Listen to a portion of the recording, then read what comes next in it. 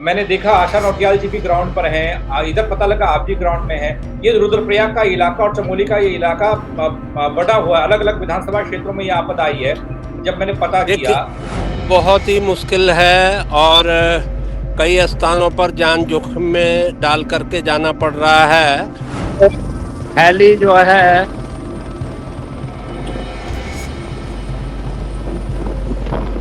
उड़ने दीजिए, कोई दिक्कत नहीं है। दिखाइए, ये दिखा हैली पा रहा से हूँ। जो है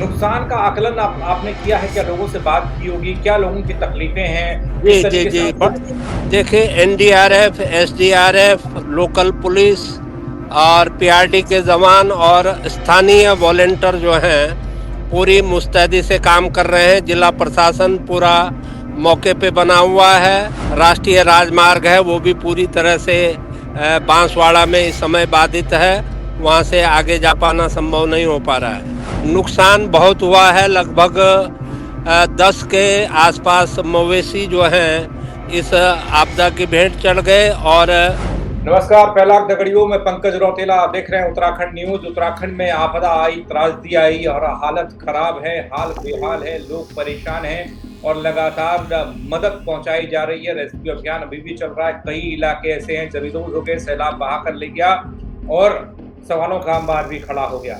लोगों तक पहुंचना मुश्किल हो रहा है दगड़ियों, सड़क टूट चुकी है, नदी नालों और गाढ़ गधेरों ने ऐसा उफान बरपाया कि सब कुछ सब तबाह होता दिखाई दिया। लोगों की जिंदगी मुश्किल में यहाँ दिखाई दी। रुद्रप्रयाग जिला और इस जिले के तमाम वो इलाके जहाँ पर आपदा आई है, लोग काफी परेशानी में हैं और ऐसे में सबसे बड़ी जिम्मेदारी जनप्रतिनिधियों की होती है कि जनप्रतिनिधि उन इलाकों में पहुंचे मुसीबत के उस वक्त में जब उनके वोटर को, उनके लोगों को उनकी जरूरत हो।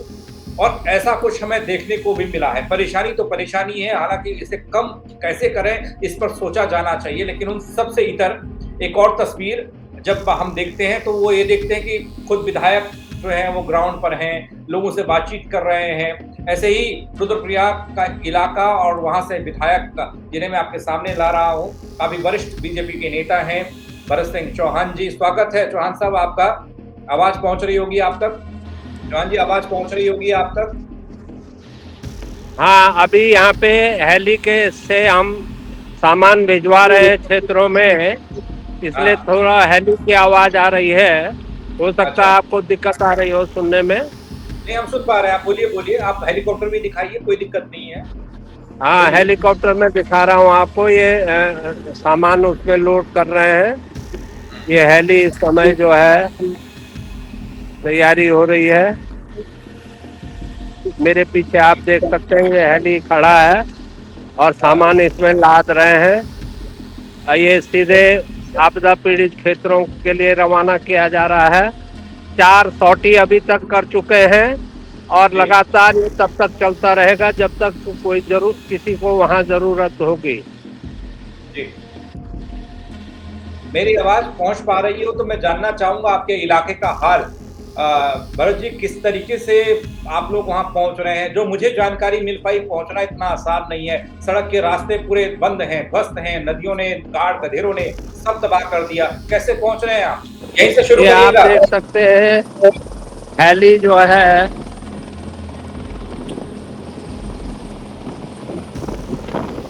उड़ने दीजिए, कोई दिक्कत नहीं है। दिखाइए, ये दिखा हैली पा रहा से हूं। जो है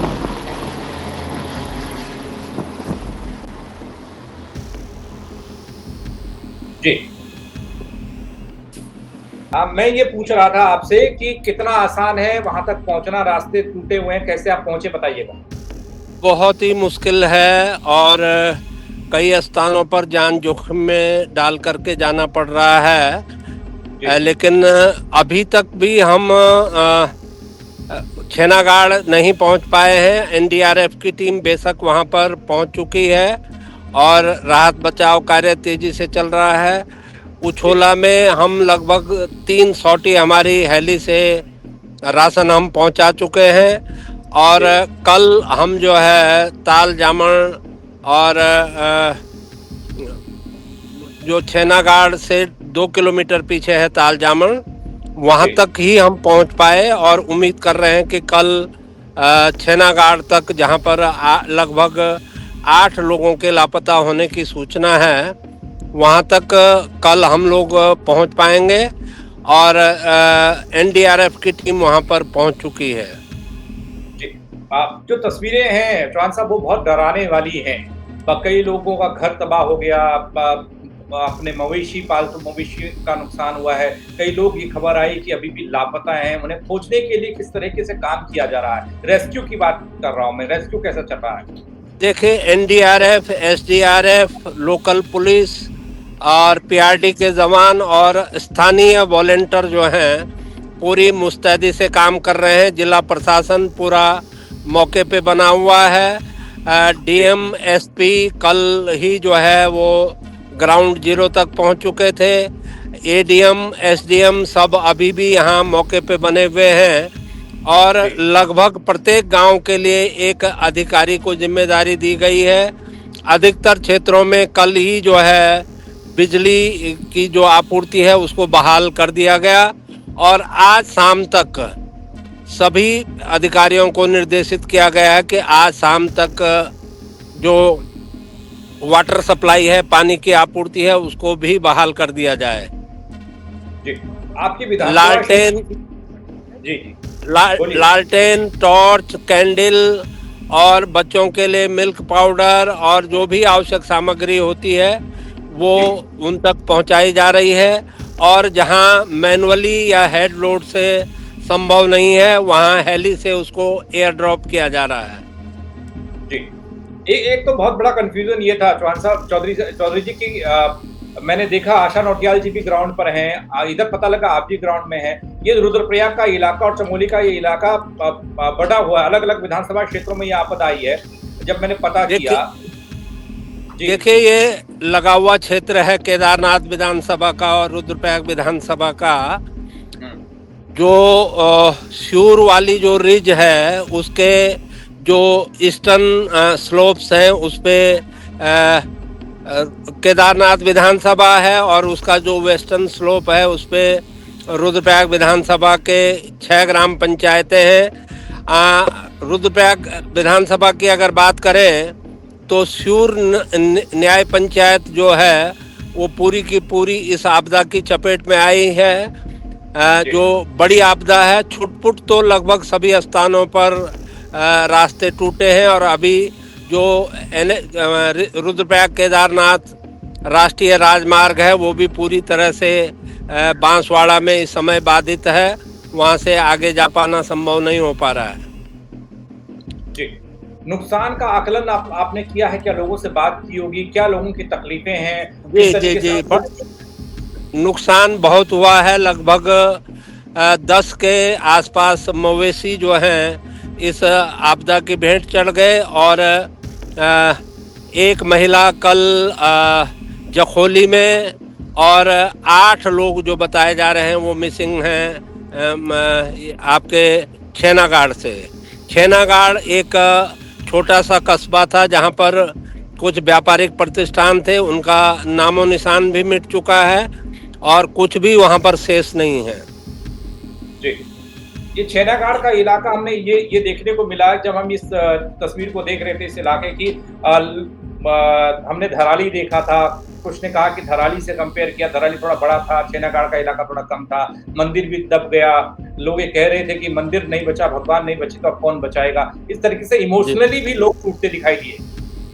हाँ बिल्कुल बिल्कुल, आप जानते हैं देवभूमि में लोगों की मंदिरों में और देवताओं में बड़ी आस्था होती है और लगभग हर गांव में गांव के रक्षक भूम्याल देवता के मंदिर होते हैं।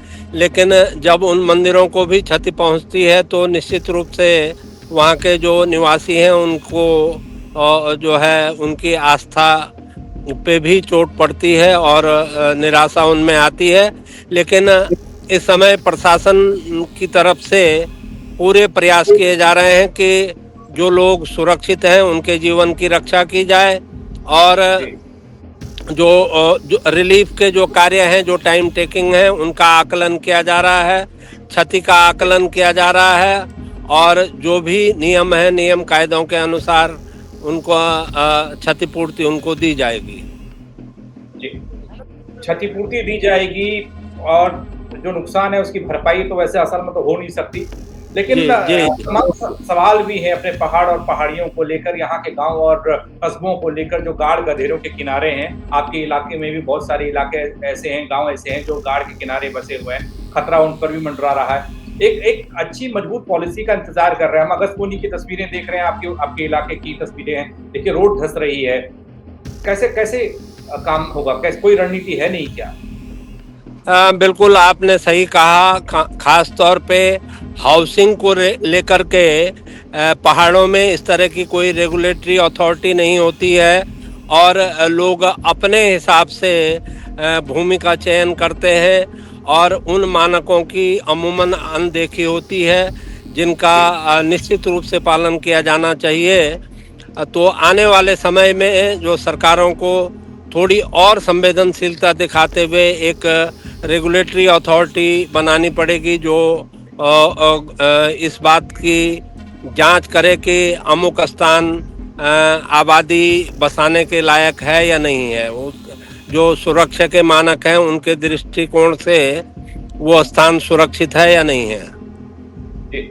विधायक जी एक और सवाल है, ये सवाल मेरा नहीं है, एक्चुअली ये सवाल है जो मैदान में रहने वाले लोग हैं। हमारे भी मित्र हैं, कोई उत्तर प्रदेश से है, कोई बिहार से है, अलग-अलग जगहों से। उनका एक सवाल है कि हर साल आपदा आती है, इतनी तबाही मचती है, इतना खर्चा भी हो जाता है, फिर उसको दोबारा पुनर्वास होता है।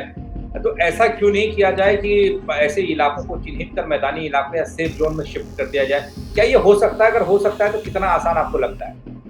देखिए ये बहुत आसान नहीं है क्योंकि आपदा का जहाँ तक प्रश्न है जी, जैसे मैदानी क्षेत्रों में तो लगभग उन्हीं स्थानों पे हर बार बाढ़ का प्रकोप देखने को मिलता है जो निचले स्थान हैं। लेकिन पहाड़ी क्षेत्रों में कब किस वाटरशेड में क्लाउड बर्स्ट हो जाए इसका पूर्वानुमान लगाना लगभग नामुमकिन है। और अमूमन देखने में आया है कि किसी भी वाटरशेड में या किसी भी जो गाढ़ गधेरे हमारे हैं जी। उनमें 30 साल 40 साल और यहाँ तक कि 100 साल में भी इस तरह के क्लाउड बर्स्ट की जो पुनरावृत्ति होती है। तो लोग ये बात बिल्कुल सच है कि आने वाले समय में लोगों को इस बात की पहचान करनी होगी कि जो गाढ़ गधेरे हैं उनका जो कोर्स है, उनका जो प्राकृतिक रास्ता है उसको देखते हुए, उसको अवॉइड करते हुए अपने घरों का निर्माण करना होगा। जी। ये चीज़ चलिए ठीक है, लेकिन एक सवाल हमारी चुस्ती-दुरुस्ती को लेकर, आपदा प्रबंधन को लेकर और रिस्पॉन्स टाइम को लेकर हमेशा होता रहा है। वो रिस्पॉन्स टाइम कि जब कहीं बादल फटे, कहीं ऐसी आपदा आए, आफ़त आए, तो हम कितनी देर में उस पर रिएक्ट कर पा रहे हैं। अब तक ये समय देख बहुत लंबा दिखाई देता है विधायक। देखिए जहाँ तक मेरा अपना अनुभव है, मैंने ये पाया है कि पिछले 8-10 सालों में जो रिस्पॉन्स टाइम है वो काफ़ी घटा है। बेशक जी, हम वर्ल्ड स्टैंडर्ड के आसपास न हों, लेकिन जी, अगर राष्ट्रीय स्तर की बात करें तो राष्ट्रीय स्तर पर जो रिस्पॉन्स टाइम है उसके हम मेरे ख्याल से उससे बेहतर स्थिति में होंगे। लेकिन जो जी, हमारी भौगोलिक संरचना है उसको देखते हुए निश्चित रूप से समय इसमें लगता है क्योंकि किसी एक स्थान पर आपदा आती है तो उससे पहले दर्जनों ऐसे स्पॉट होते हैं जहाँ पर आपदा का प्रभाव देखने को मिलता है। विधायक जी एक खबर और आई मेरे पास अभी कुछ अभी देख पा रहा हूँ मैं खबर को कि बसुकेदार आपदा में लापता 8 लोगों के लिए रेस्क्यू अभियान चल रहा है। वो हम सबने देखा, आपने भी बताया और सीएम आपदा प्रभावितों को जो है 5-5 लाख देने के आदेश हुए हैं। इसको लेकर कुछ जी कहना चाहेंगे आप? बिल्कुल, ये मैं मुख्यमंत्री जी का धन्यवाद करना चाहूँगा क्योंकि आज तक ये होता था कि आपदा में जब किसी की डेड बॉडी रिकवर नहीं होती थी तो अमूमन उसको गुमशुदा मान लिया जाता था और 7 साल का जो वैधानिक समय होता था, 7 जी, साल के बाद ही उसकी जो जिस क्षतिपूर्ति या मुआवजा जो भी है वो मिल पाता था। लेकिन उत्तराखंड सरकार ने इसमें पहल करते हुए हमारे मुख्यमंत्री जी ने 5 लाख रुपए की फौरी मदद पहुंचाने का निर्णय लिया है और केंद्र सरकार से भी उन्होंने इस बात की अनुमति चाहिए है कि जो लोग मिसिंग हैं, जिनकी डेड बॉडी रिकवर नहीं हो पा रही है, केदार आपदा को नज़ीर मानते हुए उन मिसिंग लोगों को, उन लापता लोगों को मृत घोषित करके उनके जो मृत्यु उपरांत जो लाभ होते हैं, बेनिफिट होते हैं, वो उनको तत्काल दे दिए जाएं। जी। एक और खबर निकल कर आई। वो खबर ये थी कि आपदा प्रबंधन विभाग और इस विभाग से ताल्लुक रखने वाले सचिव साहब ने एक प्रेस कॉन्फ्रेंस की या मीडिया से बातचीत में उन्होंने कहा कि एसडीआरएफ और फायर डिपार्टमेंट और इसे आधुनिक इक्विपमेंट से लैस किया जाएगा। 127 करोड़ रुपए खर्च किए जाएंगे। इसे आप किस तरीके से देखते हैं? क्योंकि मुझे ऐसा लगता है कि जो चीजों की जरूरत में आज पड़ रही है, ये तो मुझे शुरुआत से ही थी। क्या अब जब हम देख रहे हैं कि एक साथ 4-4 जिलों में बादल फट रहा है या आपदा आ रही है, तब जागे हम लोग? आप अपना सवाल रिपीट करेंगे? सॉरी, मैं पूरी तरह से सुन नहीं पाया। मेरा सवाल ये है कि आपदाएं हर साल आती रही, केदारनाथ जैसी आपदा आई और अब आपदा प्रबंधन विभाग की तरफ से कहा जा रहा है, सचिव साहब ने कहा कि जो हमारा एसडीआरएफ है और फायर डिपार्टमेंट है, इसे आधुनिक की जाएगी, किया जाएगा। 127 करोड़ रुपए खर्च करने की बात करेंगे। माफ कीजिएगा, मेरे पीछे राहत बचाव में लगा हुआ हेलीकॉप्टर आया है, मैं सुन नहीं पाया। आपका सवाल बिल्कुल सही है कि आपदा लगभग हर वर्ष आती है। इस बात को देखते हुए एक लॉन्ग टर्म कोई योजना बनाने की आवश्यकता है ताकि हर आपदा के समय में सरकार को केंद्र सरकार का मुंह न ताकना पड़े। प्रदेश सरकार के पास भी एक समुचित कोष होना चाहिए जिससे आपदा पीड़ितों को तत्काल राहत पहुंचाई जा सके। जी, मेरा सवाल ये था, आप तक आवाज पहुंच रही हो तो मैं ये दोहराना चाहता हूँ कि आपदा प्रबंधन विभाग ने, उनके सचिव साहब ने ये कहा कि एसडीआरएफ और फायर डिपार्टमेंट को आधुनिक तकनीक वाले जो औजार होते हैं, इक्विपमेंट्स होते हैं, साजो सामान होता है, उससे लैस किया जाएगा। 127 करोड़ गया है। बिल्कुल, इस वैज्ञानिक युग में इस बात की आवश्यकता है कि एनडीआरएफ और एसडीआरएफ के जो हमारे जवान हैं, उनके जो उपकरण हैं वो विश्व स्तर के होने चाहिए, वर्ल्ड लेवल के होने चाहिए और सरकार को इस दिशा में प्रयास करना चाहिए। मैं धन्यवाद देना चाहूँगा केंद्र सरकार का कि उन्होंने इस बात को समझा है और उसके लिए उत्तराखंड सरकार को निश्चित रूप से वो मदद करेंगे ताकि एनडीआरएफ और एसडीआरएफ के जो हमारे जवान हैं उनको हम आधुनिकतम जो उपकरण हैं उनसे सुसज्जित कर सकें। जी, चौधरी साहब, एक और सवाल है मेरा, वो ये है कि जो बजट हम आज खर्च करना चाह रहे हैं, 127 करोड़ जो भी रखा गया है, ये इससे पहले कि हमने कंजूसी देखी और उस कंजूसी की वजह से हम तमाम इक्विपमेंट और तमाम तरह की चीजें नहीं कर पाए? जी, मैं ये कह रहा हूँ कि आज तो हम बजट खर्च कर रहे हैं, आज हमको दिख रहा है कि जब 4-4 जिलों में एक साथ बादल फट रहा है, संभलना मुश्किल हो जा रहा है, तब हम पैसे खर्च कर रहे हैं, अपने कंजूसी को खत्म कर रहे हैं। इससे पहले हमारी स्थिति बहुत कमजोर रही है आपदा प्रबंधन को लेकर, आप मानते हैं इस बात को? बिल्कुल बिल्कुल बिल्कुल।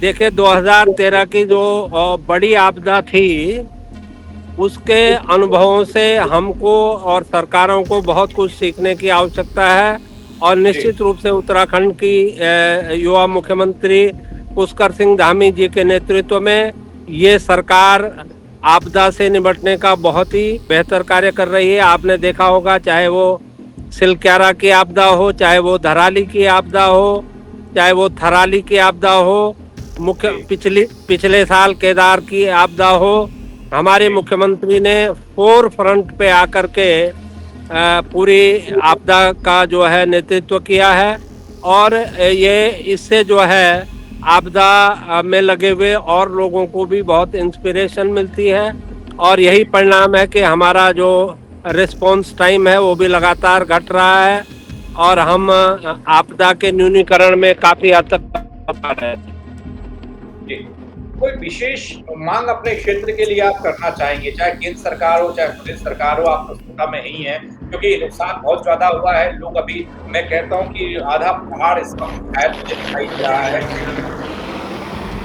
जी बिल्कुल, मैं उत्तराखंड सरकार से और केंद्र सरकार से ये निवेदन करना चाहूँगा कि आपदा को लेकर के जो हमारे पहाड़ी पर्वतीय ज़िले हैं जो कि बहुत ही वल्नरेबल हैं आपदा को लेकर के, उनको देखते हुए वहाँ के जो जिलाधिकारी हैं उनके पास एक स्पेशल फंड होना चाहिए ताकि आपदा के वक्त उनको किसी का मुँह ताकने की आवश्यकता न पड़े, किसी पे निर्भर होने की आवश्यकता न पड़े और अगर आपदा नहीं आती है तो निश्चित रूप से वो फंड जो है वो सुरक्षित रह सकता है। जी, इलाकाई रास्तों को खोलने के लिए देखिए कुछ चीज़ें बुनियादी होती हैं, ज्योति साहब हम लोग सब जानते हैं, पहाड़ में वैसे भी जीवन पहाड़ से कम नहीं है, चुनौतियाँ कम नहीं हैं। आप लोग तो प्रतिनिधित्व कर रहे हैं उस इलाके का, उन इलाकों का जहाँ पर पानी, बिजली, स्वास्थ्य, शिक्षा, सड़क सब पहले से चुनौतियाँ हैं, पहुँचाना वहाँ तक सब चीज़ें। अब आपदा आई है तो यहाँ सब चीज़ें बर्बाद हो गई, सब चीज़ें तहस-नहस दिखाई दे रही हैं। इनको कैसे हम दोबारा से उसी ढर्रे पर लाएँगे, इसके लिए किस तरह की कोशिश होनी चाहिए और आप करेंगे अपने तौर पर, निजी तौर पर? बिल्कुल विशेष प्राविधान पर्वतीय क्षेत्र के जिलों के लिए होने चाहिए और आपने देखा होगा कि मैदानी क्षेत्रों में ख़ास तौर पे जो शहरी क्षेत्र हैं वहाँ पे एक विधानसभा जो है वो 10-20 वर्ग किलोमीटर के ही दायरे में सीमित होती है, जबकि हमारे यहाँ अगर रुद्रप्रयाग विधानसभा की मैं बात करूँ तो कई हजार वर्ग किलोमीटर में फैली हुई ये एक विधानसभा है जिसमें कई जो है आपदा को लेकर के बहुत सारे प्रोन एरियाज हैं जिनको हम कह सकते हैं कि वहाँ पर अक्सर आपदाएं आती हैं।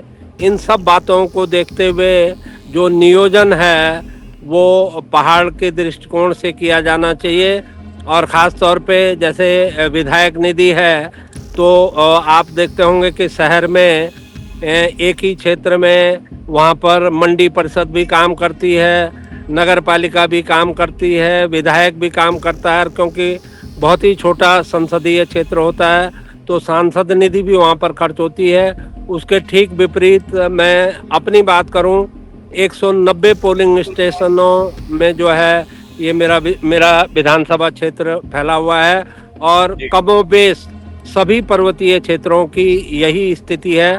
तो इस स्थिति को देखते हुए इन क्षेत्रों के लिए विशेष प्राविधान करने की आवश्यकता है। चलिए उम्मीद करता हूँ कि बहुत जल्दी चीज़ें पुरानी जैसी हो जाए, सब लोग ठीक हो जाए, सबके घर दोबारा से, क्योंकि मुझे एक जानकारी मिली कि वसुकिरा इलाका हो या जिस इलाके से आप ताल्लुक रखते हो वहाँ पर बहुत सारे घर जमींदोज हो गए हैं, लोग रात जो है वो बाहर उन लोगों ने बिताई है। बहुत आसान नहीं होता, छोटे बच्चे भी हैं, तो कोशिश कीजिएगा कि जल्दी से जल्दी चीज़ें हों और बिल्कुल विधि जो है वही सब कुछ होता है। इस मौके पर अगर सहारा नहीं बने तो फिर कब बनेंगे। लेकिन इसमें सबसे बड़ी चीज़ ये कि आपदा तो नियति बन गई इस प्रदेश की। आप काफ़ी वरिष्ठ हैं, आपकी सियासत काफ़ी वरिष्ठ है क्योंकि बहुत पुराने आप नेता हैं। जैसे पुराने दौर में तो चौधरी साहब ऐसी तस्वीरें कम दिखती थी, बल्कि आजकल ये थोड़ा ज़्यादा हो गया। एक छोटा सा रिएक्शन चाहता हूँ मैं जाते-जाते आपसे कि ये ज़्यादा हम लोगों ने विकास किया और विकास अब भरभरा कर आ रहा है सड़क पर, गाँव के ऊपर से, क्या माना जाए? देखिए ये भी एक कह सकते हैं कि कई कारणों में से एक कारण हो सकता है, लेकिन ये एकमात्र कारण नहीं है और आपदाओं का जो मैग्नीट्यूड है आज जो बहुत ज़्यादा दिखाई देता है उसका एक बड़ा कारण ये है कि आज मीडिया की और ख़ास तौर पर प्रिंट मीडिया की पहुंच बहुत अंदर तक है। और एक ज़माने में जब मीडिया इतना सशक्त नहीं था, ख़ास तौर पे प्रिंट मीडिया सशक्त नहीं था, आपदाएं तब भी आती थी लेकिन उनका जो मैग्नीट्यूड था उसको लोग देख नहीं पाते थे क्योंकि न तो उसकी रिकॉर्डिंग हो पाती थी, न उसके इस तरह के विजुअल्स आ पाते थे, और न ही उस समय जो है गार्ड गधेरों के आसपास इस तरह की बसावटें हुआ करती थी। तो निश्चित रूप से जब जो आपदा को लेकर के वल्नरेबल एरियाज हैं, उनमें जिस तरह से आबादी का घनत्व बढ़ेगा, तो आपदा आने पर उसकी क्षति भी निश्चित रूप से अधिक होगी। चलिए, बहुत शुक्रिया भरत सिंह चौधरी जी धन्यवाद। हमारे साथ जुड़ने के लिए, और शुभकामनाएं आपको आपके काम को लेकर, क्योंकि अभी तकलीफ में आपका इलाका है, आप सहारा जी। बनिएगा, यही मैं कह सकता हूँ आपसे। भगवान जल्द से जल्द चीजों को सही करे। बहुत शुक्रिया मेरे साथ जुड़ने के लिए आपका। बहुत बहुत धन्यवाद आपका। तो देखिए, जनप्रतिनिधि जो है वो प्रतिनिधित्व करे, खुशी में भी और तकलीफों में भी, तो बहुत अच्छा लगता है। हालांकि बहुत से लोग दूसरे तरीके से तंजिया लहजे में भी बहुत चीजें कह जाते हैं कि भैया ऐसे मौके पर फोटो शूट ये वो सब चलता है। लेकिन हाँ, ये भी सच है कि अगर विधायक और सांसद और मंत्री और प्रभारी मंत्री अभी नहीं जाएंगे उस इलाकों में, तो फिर कब जाएंगे? जब सब ठीक ठाक होता है तब तो कोई दिक्कत नहीं ना, हम नहीं भी जाएंगे तब भी ठीक है, दूर से जो असलाम हो जाएगी। लेकिन अभी तकलीफ है, तो तकलीफ में वहां पर होना, मौजूद होना आपका फर्ज भी है, आपका दायित्व भी है, आपका धर्म भी है, सब यही है। और शायद भरत सिंह चौधरी काफी वरिष्ठ बीजेपी के नेता हैं, काफी समय से इस इलाके का प्रतिनिधित्व कर रहे हैं, वो जानते हैं हर इलाके को, और उस तकलीफ वाले इलाके में लोगों के दर्द को साझा करने के लिए वो पहुंचे। उन्होंने कहा कि वो हेलीकॉप्टर से राहत सामग्री को भिजवा रहे हैं, तस्वीरें भी उन्होंने हमको दिखाई। ऐसा होना चाहिए। लेकिन दगड़ियों, हालत पहाड़ की खराब है, आधा पहाड़ घायल अवस्था में है। इसको लेकर मैं लगातार चिंतित हूँ, और आप लोग भी चिंता में होंगे। आप अपनी चिंता को कमेंट के जरिए बता सकते हैं, अपनी राय मुझ तक भेज सकते हैं कमेंट के जरिए। खबर को लाइक करें और शेयर करना कतई न भूलें। भगवान से प्रार्थना जरूर करें कि ऐसी आपदाएं हमारे पहाड़ में, हमारे उत्तराखंड में ना आए। दगड़ियों, बहुत शुक्रिया मेरे साथ जुड़ने के लिए आप सबका। जय उत्तराखंड।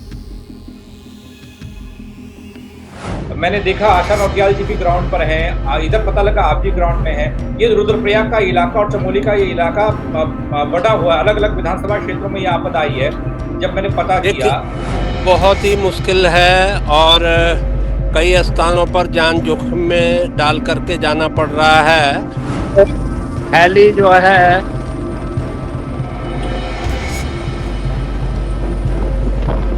उड़ने दीजिए, कोई दिक्कत नहीं है। ये जो है नुकसान का आकलन आपने किया है क्या? लोगों से बात की होगी, क्या लोगों की तकलीफें हैं? जी। देखिए, एनडीआरएफ, एसडीआरएफ, लोकल पुलिस और पीआरडी के जवान और स्थानीय वॉलेंटियर जो हैं, पूरी मुस्तैदी से काम कर रहे हैं। जिला प्रशासन पूरा मौके पे बना हुआ है। राष्ट्रीय राजमार्ग है, वो भी पूरी तरह से बांसवाड़ा में इस समय बाधित है, वहाँ से आगे जा पाना संभव नहीं हो पा रहा है। नुकसान बहुत हुआ है, लगभग 10 के आसपास मवेशी जो हैं इस आपदा की भेंट चढ़ गए, और